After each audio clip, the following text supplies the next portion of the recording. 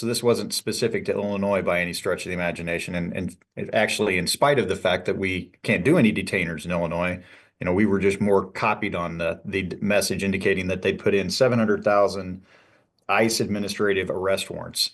And really what that means is they're civil detainers. So as you know, under the Illinois Trust Act, or more specifically under the Way Forward, there was a provision, in that change to say specifically that Illinois law enforcement is precluded and prohibited from participating in any activity that's solely related to civil enforcement.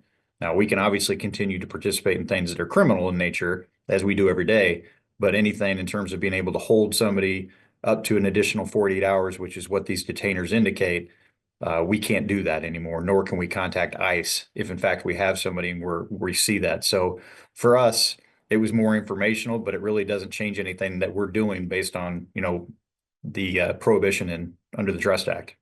Well, I mean, it's frustrating, certainly, because, we want the primary goal for everybody that's in law enforcement and, certainly specifically for sheriffs is, they are tasked with and elected to keep their communities safe.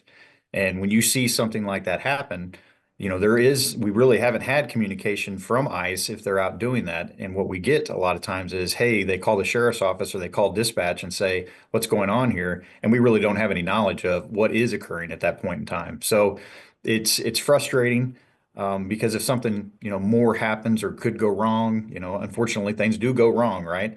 And then we're in a situation where we may not know anything about what's occurring. So we're kind of blind in some of those cases. Your pocket. To stand with these champions behind me and all these champions all in front of me right here, who are going to make sure that we say more than ever that this is a time that the state of Illinois stands up and says that we love immigrant families, that they are our families, that you are not going to come into our house and just try to take people and separate families in this state. People have rights. They are called human rights. I don't care if you have a document or not. And when you are complaining as a federal government that you are being informed of your rights and that you can't be separated that easily because we ain't no fools, then tough luck. Because here in the state of Illinois, we stand up for all immigrants. And we are going to continue to fight together.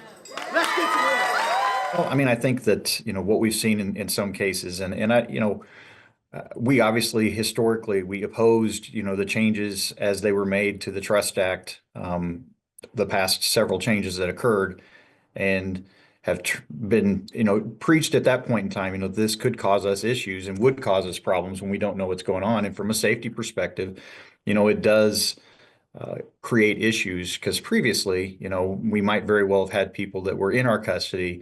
ICE would have been paying attention to those kind of things and could come to the jail and take them at that point in time upon their release.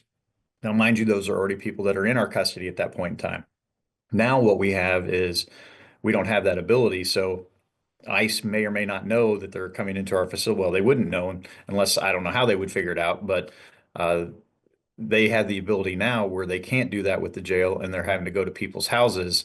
And at that point in time, I mean, the problem then is that you may be subjecting people then that weren't involved in any other activity other than being here, not legally, and open them up to being subjected to ICE at that point in time in that residence, as opposed to if they were in the jail where they wouldn't have been.